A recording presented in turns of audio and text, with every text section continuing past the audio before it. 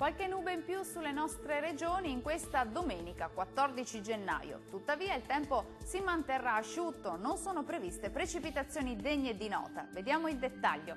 Sul Veneto cielo irregolarmente nuvoloso e a tratti anche coperto, specie su Veronese e Vicentino. Foschie e nubi basse possibili al mattino sul Bellunese, per lo più soleggiato sui restanti settori.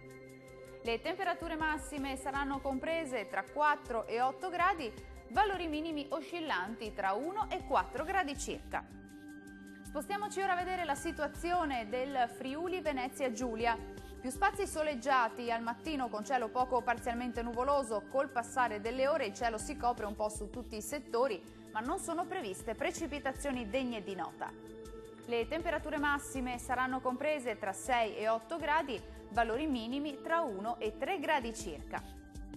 Concludiamo infine con uno sguardo alla situazione del Trentino Alto Adige. Sarà ampiamente soleggiato al mattino sui settori settentrionali, cielo più grigio sul resto della regione, con foschie, nebbie e nubi basse e anche con locali precipitazioni, localmente anche a carattere nevoso.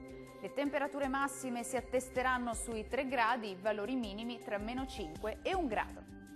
Il mare sarà mosso, localmente poco mosso nel Golfo di Trieste, i venti moderati da nord-est. Dal meteo per ora è tutto, arrivederci.